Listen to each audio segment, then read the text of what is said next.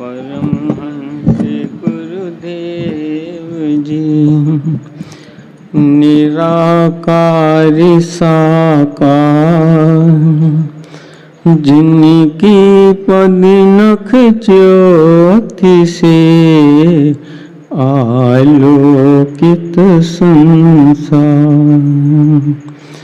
परम पुरुष पूरन धनी आनंद घन सुख रूप सरिवारंभ में पूजिए पावनी चरण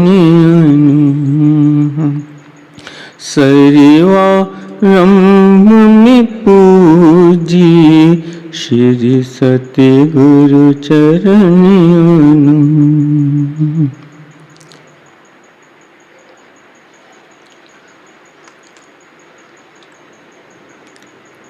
सम्मुख सुंदर सिंहासन पर विराजमान श्री हजूर सद्गुरु दाता दयाल जी के पावन दर्शन करते हुए प्रेम सहित मिलकर बोलो जयकारा बोल मेरी श्री गुरु महाराज जी की जय। आज 14 मार्च सन 2024 चैत्र मास की संक्रांति का शुभ पर्व है। हम सब गुरुमुख जन श्री अनंतपुर धाम में श्री हजूर सद्गुरु दाता दयाल जी के चरणारविंदों की शीतल सुखद छत्र छाया में बैठकर पावन दर्शन पूजन आराधन करते हुए चैत्र मास की शुभ संक्रांति का पर्व मना रहे हैं।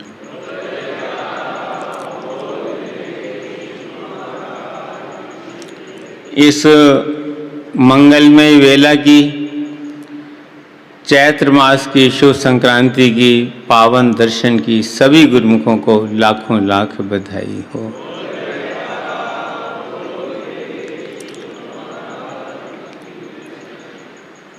संतों ने वर्णन किया है शैले शैले न माणिक्यम मोक्तिम न गजे गजे साधवो नाही सर्वत्र चंदनम न वने वने। वर्णन कर रहे हैं कि हर पर्वत पर मणियां नहीं मिलती, हर हाथी के मस्तक में गज मुक्ता नहीं होता, हर वन के अंदर चंदन नहीं होता।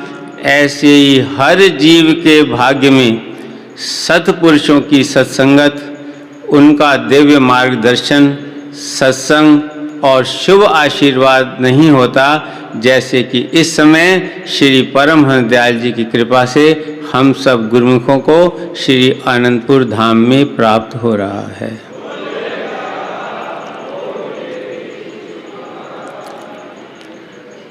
अभी श्री सद्गुरुदेव दाता दयाल जी ने अपने पावन वचनों में फरमाया कि महापुरुषों का अवतार ही जीवों की भलाई के लिए होता है। वो जीवों को सद्मार्ग दर्शाने के लिए ही इस संसार में अवतरित होते हैं। और फरमाया कि ये गुरुमुखों का सौभाग्य है कि उन्हें श्री परमहंस दयाल जी की चरण शरण मिली है, जो हमें जिन्होंने सद्मार्ग दर्शाया है, सच्चा नाम दिया है और सच्चे नाम के सिमरन का सच्चा रास्ता दिखलाया है। ये केवल भाग्यशाली जीवों को ही प्राप्त होता है जिन्हें सत्पुरुषों की शरण मिल जाती है। वही जीव सत रास्ते पर चल सकते हैं, क्योंकि महापुरुषों के सिवाय संसार के अंदर दूसरा कोई भी जीव को यह नहीं बतला सकता ये सत्य का रास्ता है, ये असत्य का रास्ता है, ये सत्य है, ये असत्य है। केवल केवल महापुरुष ही इस संसार में केवल इसीलिए प्रकट होते हैं, उनका उद्देश्य ही ये होता है कि भूले भटके जीवों को सद्मार्ग पर लगाएं। इसीलिए महापुरुषों के चरणों में ही जब जीव सद्मार्ग पर चलता है उसे ही सच्चा सुख मिलता है। तभी कहा है कि महापुरुषों के चरणों में ही सच्चे सुख का सागर लहराता है। महापुरुषों के चरणों में ही सच्ची नाम और भक्ति की निधि प्राप्त होती है। और जिस जीव को ये सच्ची निधि प्राप्त हो जाती है उसका जीवन सफल हो जाता है। इसीलिए महापुरुषों ने वाणी में भी वर्णन किया है, चेत गोविंद आराध्य होवे आनंद घना, संत जना मिल पाइए रसना नाम भणा। जिस जीव को सत्पुरुषों की सत्संगत मिल जाती है, जिसे पर जीव पर सतगुरु की कृपा हो जाती है, जिन पर उनका आशीर्वाद बरसता है, वही सच्चे नाम की प्राप्ति कर सकते हैं और वही सच्चे नाम का सिमरन कर सकते हैं। एक भक्त था, वो भगवान की भक्ति करता था, नाम का सिमरन करता था। अब दुनिया में तो हर तरह के लोग हैं। किसी ने उसको कहा, तू इतना नाम का सिमरन करता है, तुझे क्या मिलता है? क्या कभी तेरी भगवान से बात हुई है? क्या तुझे कभी भगवान मिले हैं? क्या भी तुझे भगवान ने कभी दर्शन दिए हैं? क्या तुझे क्या पता तू इतना कर रहा है, भगवान उसे स्वीकार करते हैं कि नहीं करते? अब उसके मन के अंदर जो है बात खटक गई। कहते हैं ना, ऊपर चढ़ाने वाले, ऊपर तो मुश्किल से मन चढ़ता है, नीचे गिरना हो तो एकदम से नीचे गिर जाता है। पानी है, जरा रास्ता खोलो तो एकदम से नीचे बह जाएगा, लेकिन ऊपर चढ़ाना हो तो उसके लिए बड़ी कोशिश करनी पड़ती है। तो उसने मन में जो है सोचा कि भाई बात तो सही है, मैं इतने समय से नाम का सिमरन कर रहा हूँ, कभी मुझे कोई रोशनी नहीं दिखाई दी, कभी जो है भगवान ने दर्शन नहीं दिए, कभी भगवान की आवाज़ नहीं सुनाई दी। तो उसने जो है भजन करना छोड़ दिया। तो एक दिन जो है ऐसे ही बैठा हुआ था इन्हीं विचारों के अंदर कि मैंने इतना समय जो है नाम का सिमरन किया और कुछ प्राप्त नहीं हुआ। उसी समय जो है आकाशवाणी सी हुई कि तूने जो है भजन सिमरन क्यों छोड़ दिया? उसने कहा, मैंने इसीलिए छोड़ दिया कि मुझे क्या मालूम कि आप स्वीकार करते हो कि नहीं करते। तो उन्होंने कहा कि मैं स्वीकार करता हूँ तभी कोई भजन सिमरन कर पाता है, मैं कृपा करता हूँ तभी कोई सिमरन कर पाता है। तो इसी प्रकार सत्पुरुष कृपा करते हैं तभी ये जीव सिमरन कर पाता है, कर सकता है और करता है। आप देखो, अगर महापुरुष हमें ये रास्ता न दिखलाएं, जैसे अभी श्री गुरु महाराज जी ने अपने वचनों में फरमाया कि नाम सत्य जग झूठ है, कि नाम सत्य है। अगर सद्गुरु हमें नाम की बख्शिश ना करें, सद्गुरु हमें जो है नाम की प्रेरणा ना दें, तो ये जीव भला भजन करता है?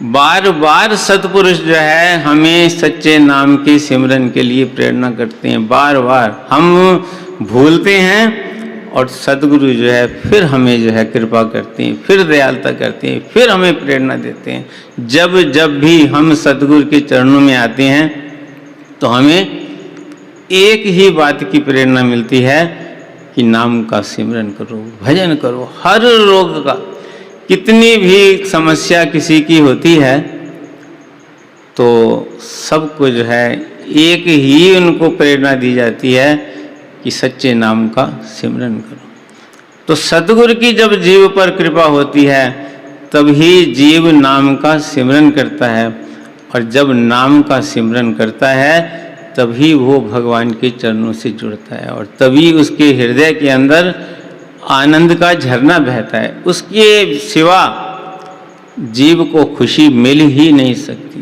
कहते चेत गोविंद आराध्य होवे आनंद घना, अनंत सुख की जीव को प्राप्त होती है। कब?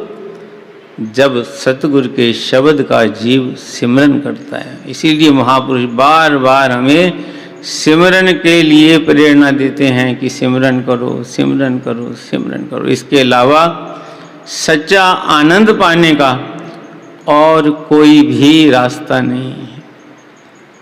कल भी श्री सद्गुरुदेव दाता दयाल जी अपने पावन वचनों में फरमा रहे थे कि अगर जीव के अंतर की खुशी नहीं है तो उसके पास दुनिया का कितना भी वैभव हो सब बेकार है। लाखों हो, करोड़ों हो, अरबों हो, कितना भी संसार की संपदा हो, बड़ा वो कोई मान हासिल कर ले, पद हासिल कर ले, लेकिन अगर अंतर की खुशी नहीं है तो सब बेकार है। हर एक जीव अंतर की खुशी ही चाहता है। बाहर का सुख वैभव तो बहुत लोगों के पास है, लेकिन अंतर की खुशी नहीं है। वाणी में वर्णन है कि सगल सृष्टि का राजा दुखिया। सारी सृष्टि का जिसके पास राज हो उसके पास किस चीज़ की कमी है, किस वैभव की कमी है, लेकिन अंतर की खुशी नहीं। अंतर की खुशी नहीं है तो सब कुछ बेकार है। तो श्री सद्गुरुदेव महाराज जी ने फरमाया कि वो खुशी कैसे जीव को मिल सकती है? वो तब मिल सकती है, फरमाया, कि जब सेवक सतगुरु के आज्ञा के अनुसार चले। सतगुरु के हुक्म की, सतगुरु की आज्ञा की एक ऐसी तार है जो जीव को अंतर की खुशी से जोड़ सकती है।